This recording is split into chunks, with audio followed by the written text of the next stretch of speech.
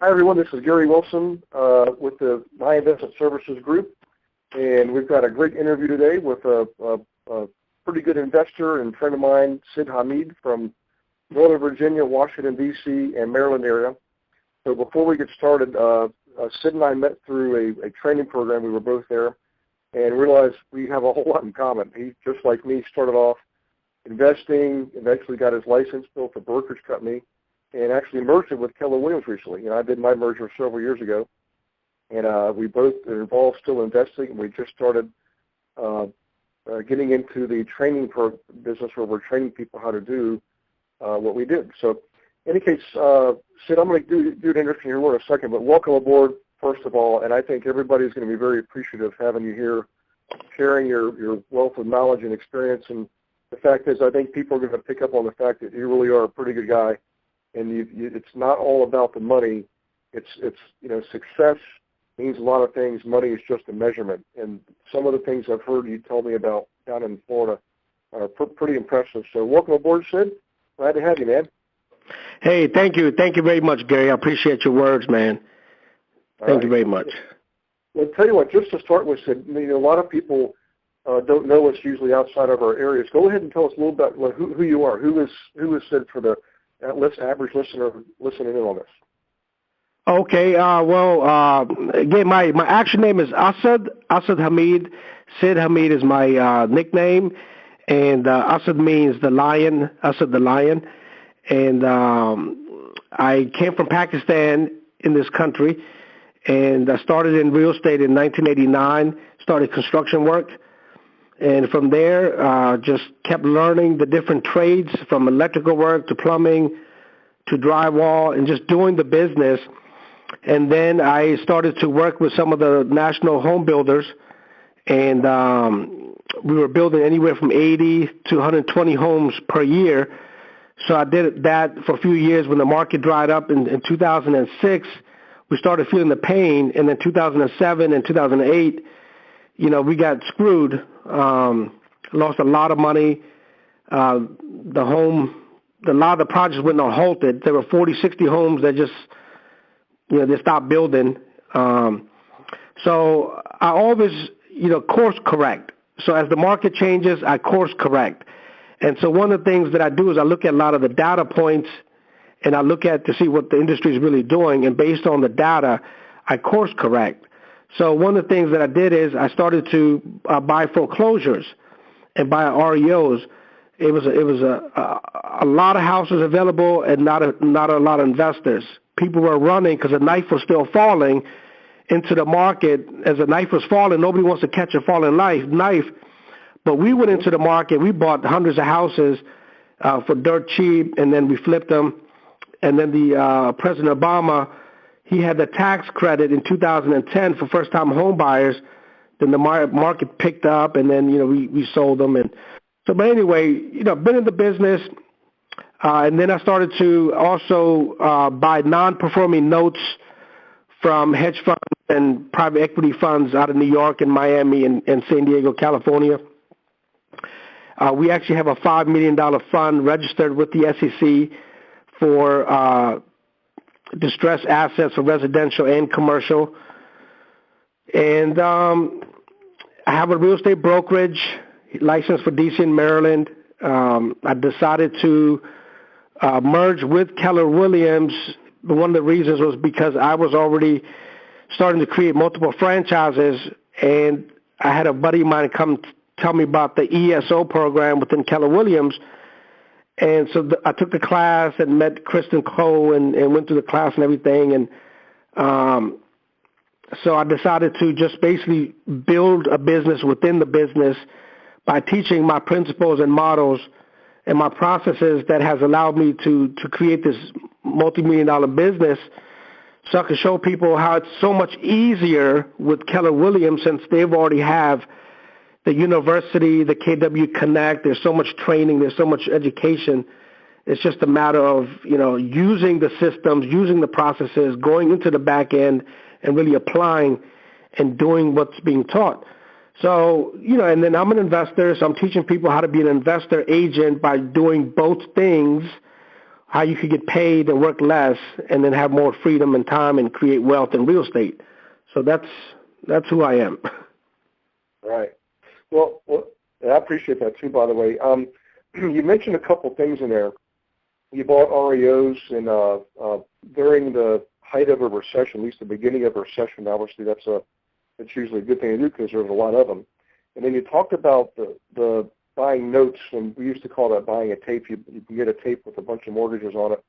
But in your case, you were actually not taking an entire tape. You were buying the ones that you look at a tape and you buy the ones you wanted to buy.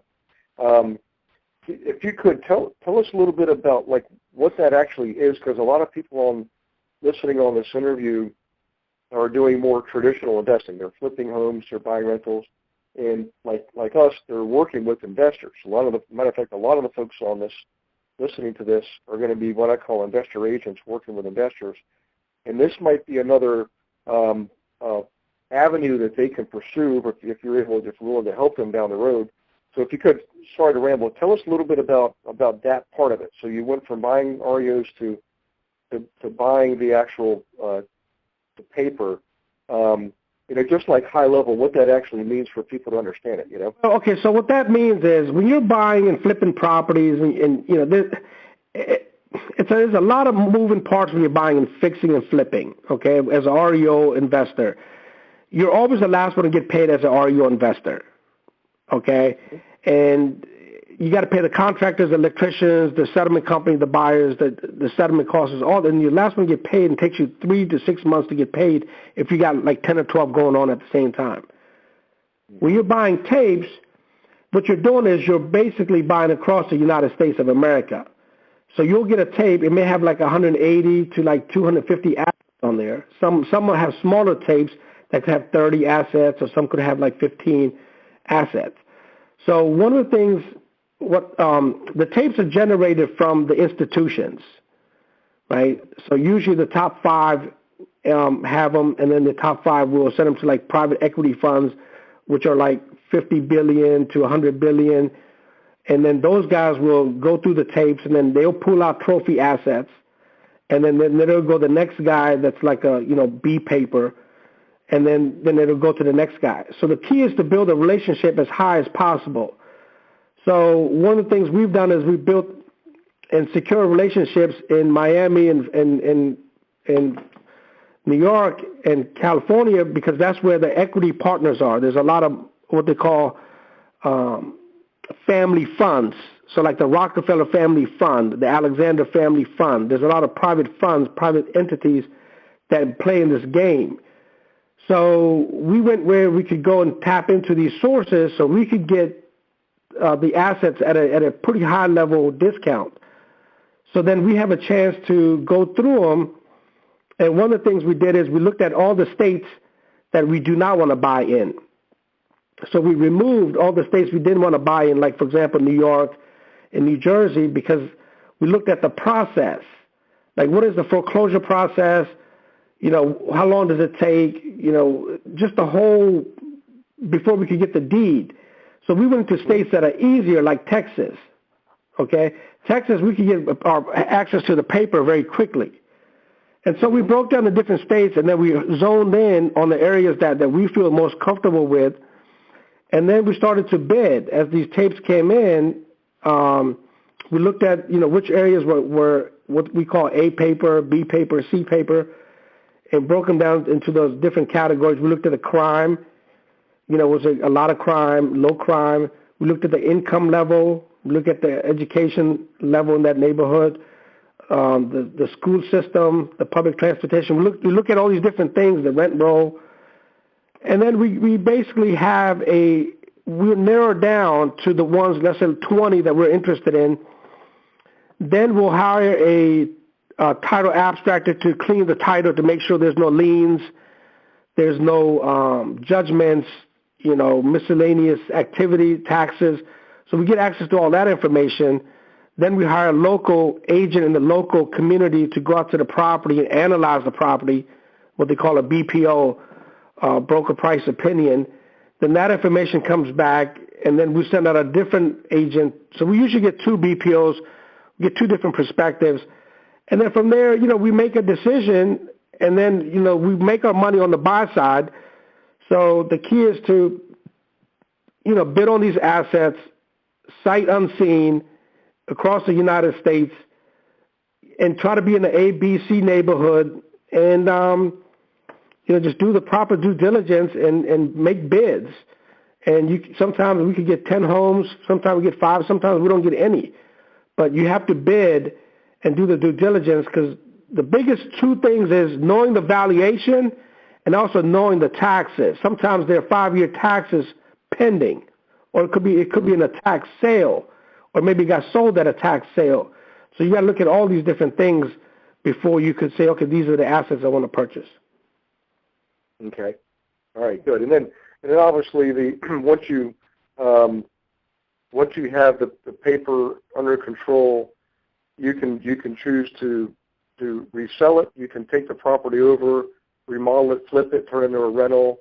There's all kinds of things you can do, But the good news is you're jumping in on the front end of that curve, Well, what happens is once you go through this process, you actually become the bank. And the key to the real estate investment, if you look at a scalable ladder, that the very top position is to be the bank. So, you as an investor want to become the bank, and the way you become the bank is by holding these assets, and the actual people make you the mortgage payment. So what we do is we look at to see if the home is vacant or if the home is occupied. If the home is occupied, the first thing we want to do is a loan modification with the current homeowner.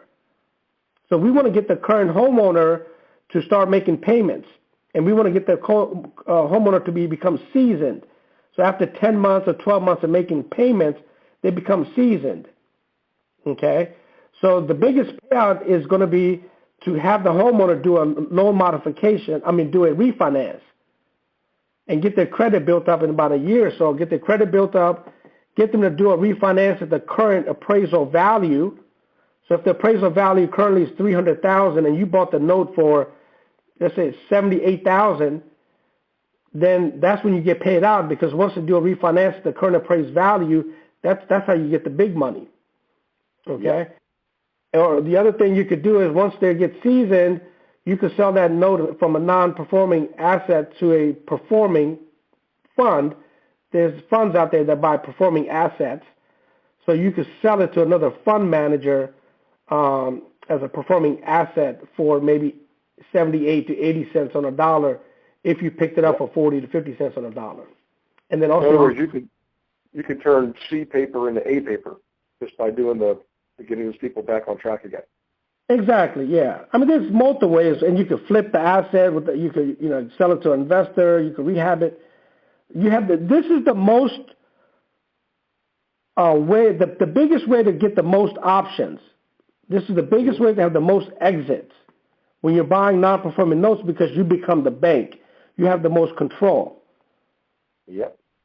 And because you're the bank, you're basically collecting payments. They're not calling you if the toilet breaks or the refrigerator breaks or the air conditioner is not, because you're the bank. You don't call your bank for a service call. Right. So that's the best position to be in. I love it. Yeah, I love what you learn and what you're doing. And so tell us a little bit about the where, because we have people listening to us literally from California to Maine and Montreal to Miami, and it's important for them to know where you are, because I want them to see that it really is not so much a factor of where you are, it's just knowing what strategies work where you are. And so tell us a little bit about where you are, what part of where you've been doing this, Oh, well, I'm right here in the Washington, D.C. metropolitan area, and I'm close to Annapolis, Maryland, and I grew up in Arlington, Virginia, Falls Church, Fairfax area, and then moved to Washington, D.C., lived there for a few years, and then came out to Prince George's County. And so, yes, I purchased in this particular neighborhood, as well as, in different states that make sense, that make most sense. Right. So this business could be done anywhere. You have to think broad. Yeah. So personally, any properties where you buy the physical property, they're probably like originally when you were buying REOs, they probably were around the Washington, D.C., Baltimore metropolitan area. But when it came to you buying the paper, that's where you really realize you can buy paper that's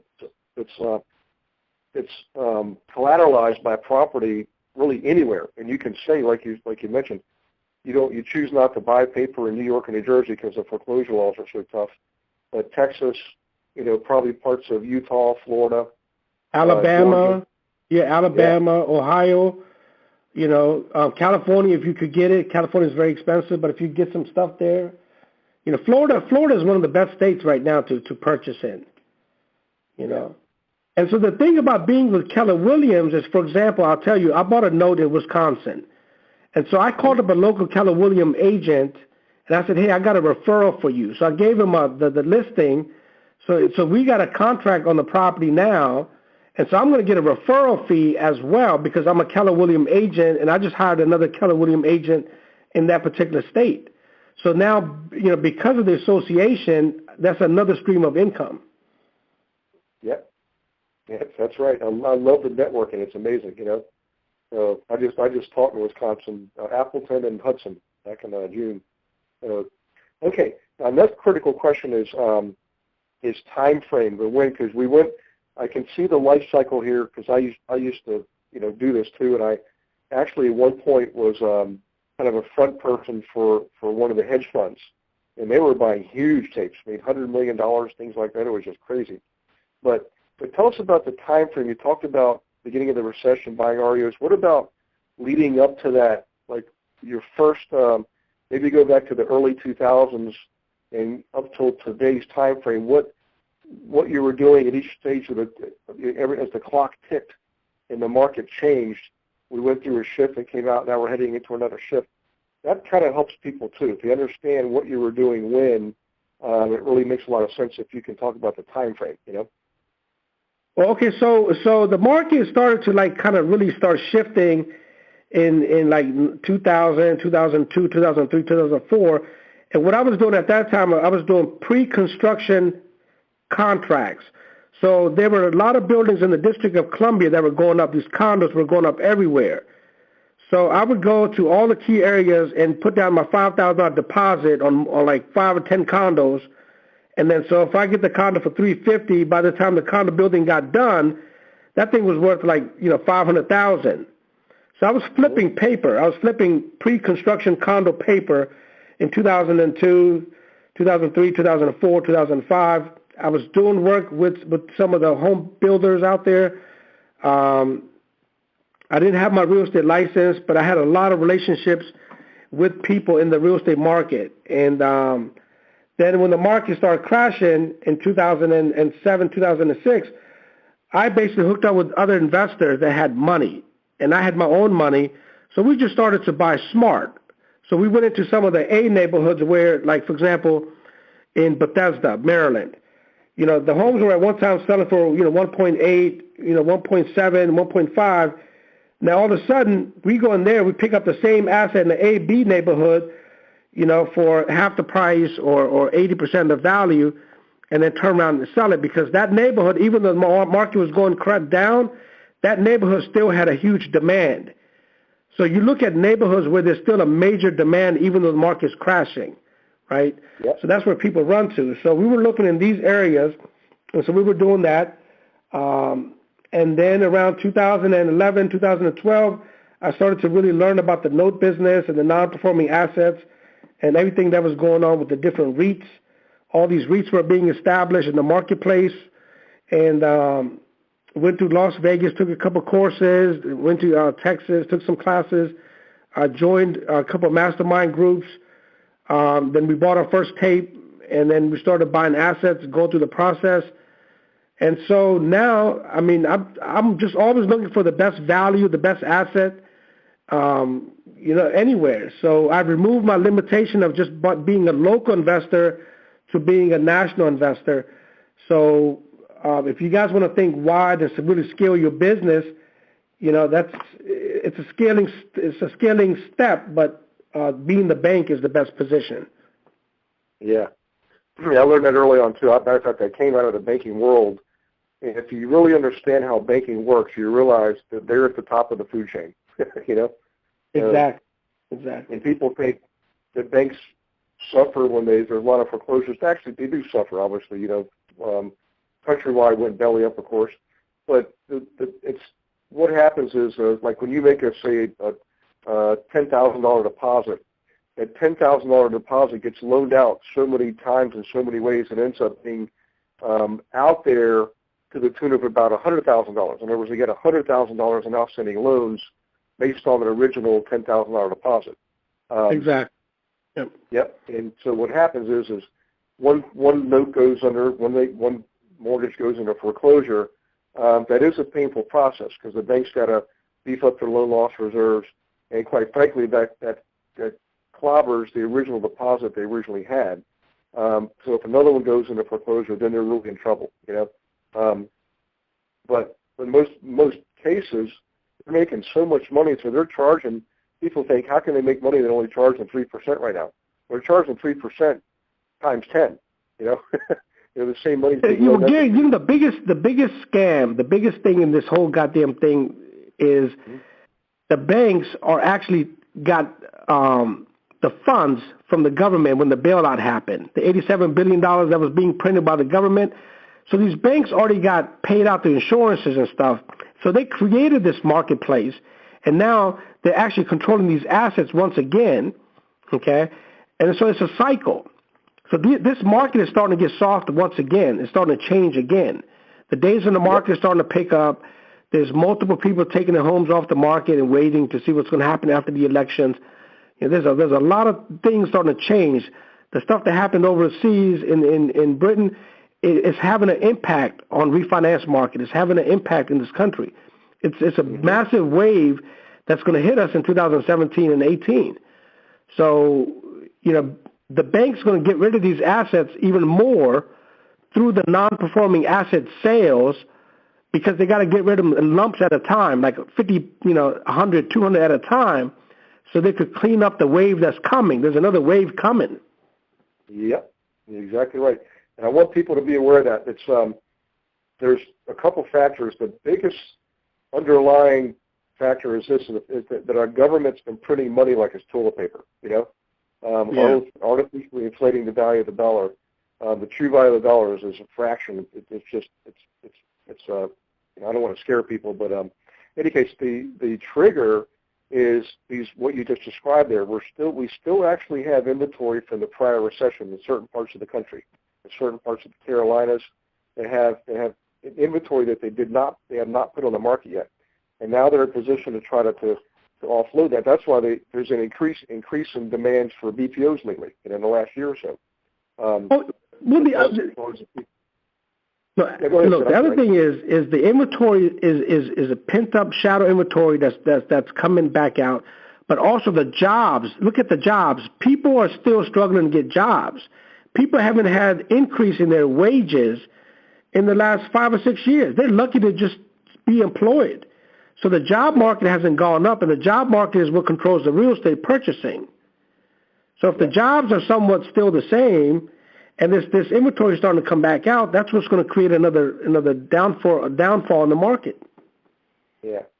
Well, and not to mention the fact all those workout plans where people had situations where they were allowed to, delay things or wait a couple of years or do like an interest rate pay down.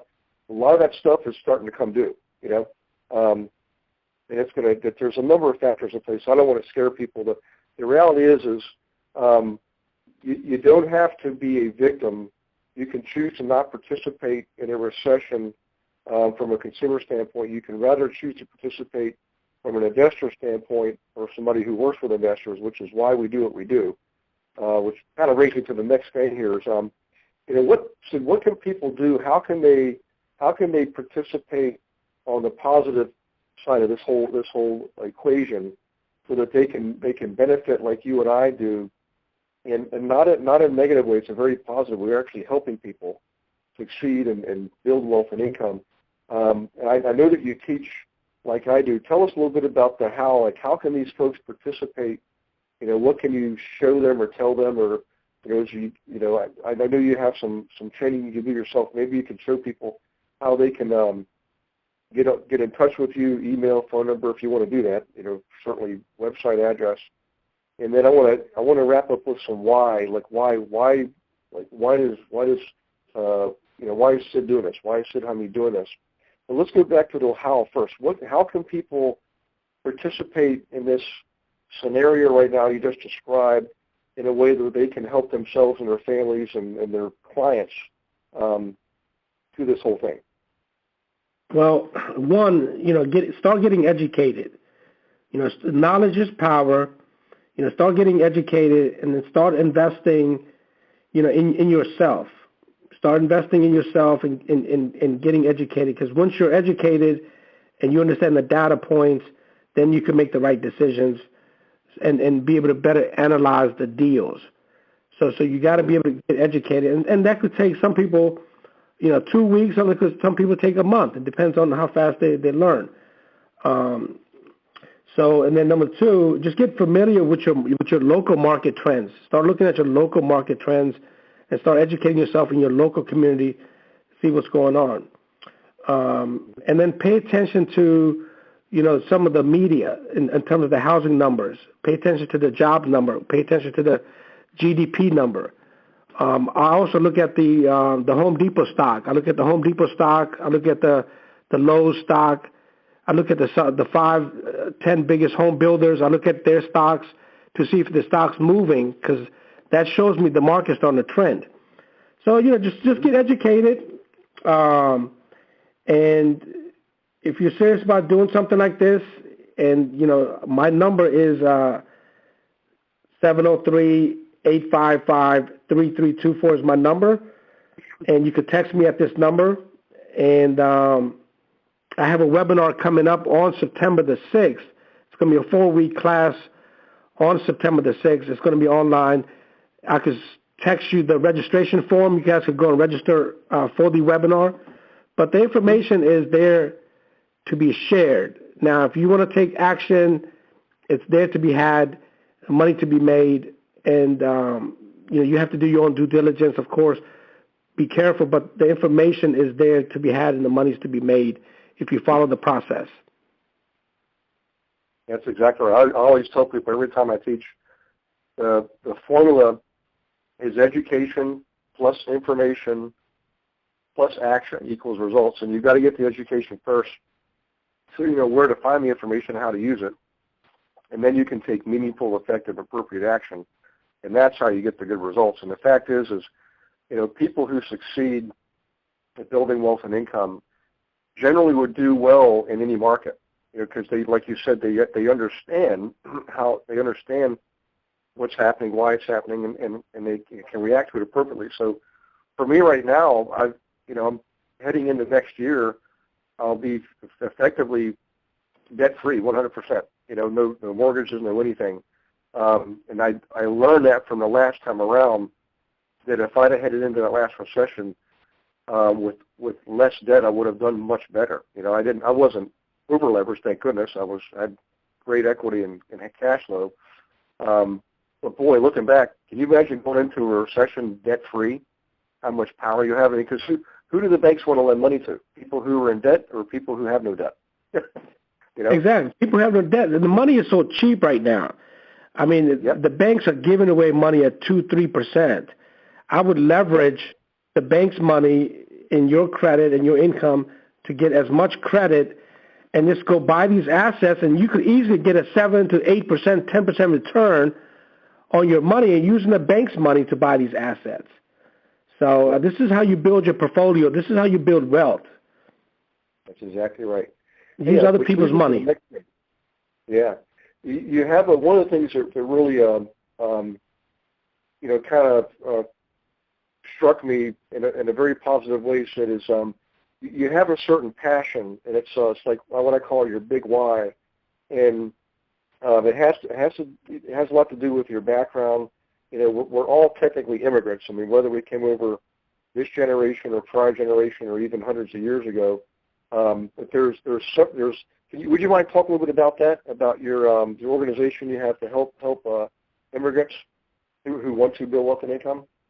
Yeah, so the organization is called the Immigrant Millionaire Academy, and inside of this academy, we're going to be teaching 47 different courses and ways of creating a business, establishing a business, looking at the taxes of the IRS code, the tax code, how to create wealth, how to save wealth, how to protect your wealth, asset protection. So there's going to be different things in this particular academy. The goal is that everything's possible, and we can all have what we want, long as you put in the right work and the right time and the right energy, and you position yourself today. You will have those things tomorrow. We're all getting older, so we're going to be 60, 70, 80 years old, and you cannot count on the government, and you got to do for yourself. And the more knowledge, the more education, and you got to have balls to take action. So you got to take action. You can't be book smart and then not pull the trigger.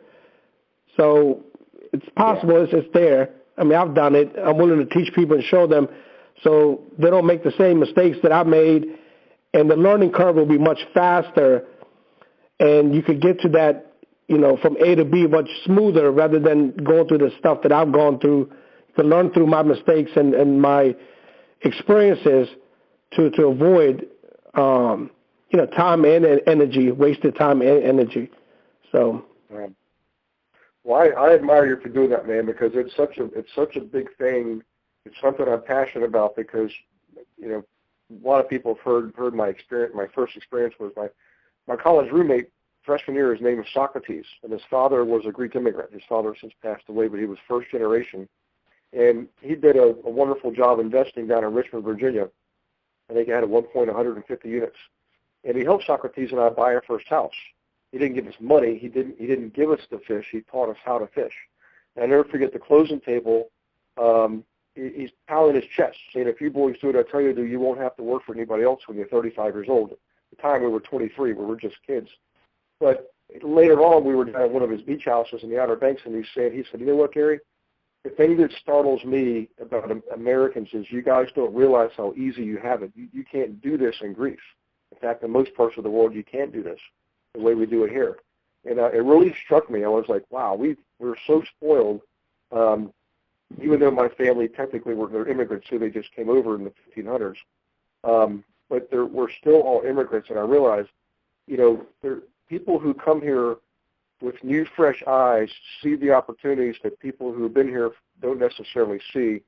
And the other thing, too, is when immigrants come over, everybody wants the American dream. And the good news is it's still alive and well. You just got to know how to do it. And what you're doing is you're creating a path to profit for these folks coming over who want the American dream, and you're giving them the path to show them what to do, how to do it, the why behind it, and how to hang on to it. So I appreciate you doing that.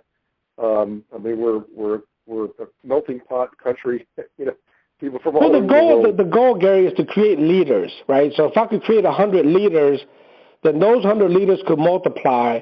Then we'll have a better community, a better society, and it's through that you create better generations, right? So it's to get people to become leaders, to step up, and to really, own their time and own their action and their choices, and position themselves.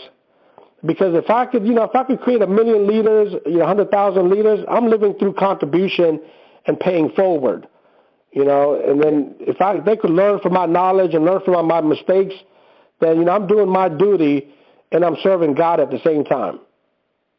That's exactly right. I have a saying, and that is, we should all be good, worthy, responsible custodians with what God gives us, and whether it's material abundance, intelligence, energy, whatever it is you get to a certain age, and I know a lot of people struggle with this, and years ago I didn't know what this, I heard people talking about this, I'm like, what are they talking about? But you get to the point you realize that you start to shift, and you do want to give back, and so you get more fulfillment from sharing and giving than you do from accumulating, It's hard to grasp for a lot of people. I get it, but boy, when you make that shift, all of a sudden the gaining part of it becomes easier, Absolutely, man. It's all about giving and seeing people make progress and growing. That's what makes me better, makes me better, So I really enjoy what I do.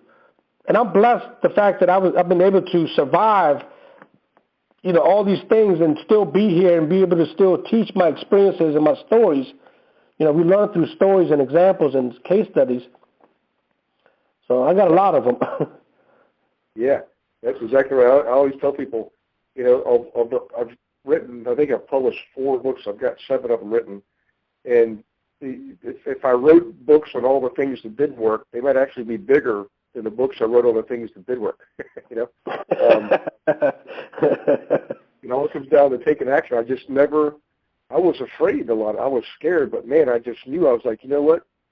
If other people had done this, therefore it can be done, I feel at least somewhat confident in my ability to learn and implement, take action. Therefore, I should be able to do it. And I did. It wasn't perfect, but and I want to, and again, just like you, want to share with other people. So, in any case, man, I really appreciate you doing this and taking valuable time out of your precious day and sharing your knowledge and your experience with all these folks. And I know I speak for them when we say thank you from the bottom of our heart for doing that. And definitely use this recording so that put it out to all your folks. Let them know you've been interviewed. Hopefully it'll help them too, hearing more of your story. And I hope that you and I work together going forward because we have so much in common. It's so funny how different we are in the backgrounds, but so how much we have in common with how we've been able to achieve our success. I love this stuff. It's just part of what makes me tick, and I get excited about it. So any final words, any thoughts, any words of wisdom you want to impart on folks before we call this one? I mean, the thing is we have 86,000 seconds in a day. There's 86,000 seconds in a day. And each second counts. Don't waste time. If you're going to do something, do it. Live for the moment. Be in the present. Whatever happened yesterday, happened yesterday. You got to think about making the right choices and decisions today so you can have those things tomorrow. So if you're going to do something, take action regardless of whatever it is. Take action, be about it, stop talking about it, and get it going. Get it going. So, again, my name is Sid Hameed, and the phone number is 703-855-3324. I'm going to be doing an event on September the 6th, and I'll send you a link to the event so you guys can register. But take action, man. Let's be about it. Let's not stop talking about it. That's good. Oh, hey, real quick, Facebook. How can people find you on Facebook? Oh, on Facebook, they could go to Sid Hameed, SIDHAMEED, Sid Hameed. Also, Brickfront Properties on YouTube. I have a video channel on YouTube. Brickfront Property, that's BRICK, front, FRONT, properties.com. If you just Google my name on Google, just Google my name, Sid, SID Hameed, then I'll come up. Okay, good. And it sounds like there's lots of stuff people have access to that they can, for free. I mean, they can watch YouTube videos, all that stuff for free, right? Yes. Yep. Awesome. That's a great way to gain friends. So, okay, Sid, well, listen, hang on to the line. I'm going to go ahead and wrap this up and hit the sequence to stop the recording, and I'll be right back with you in just a second, okay? All right, thanks. All right, so thanks, everybody, for listening in. You got Sid's information. You got a great story today. I highly encourage you to follow up. Look him up on Facebook or online on his website, and see where it takes you. I think it'll be a wonderful journey. So God bless you all, and we will see you on the next interview. Bye-bye.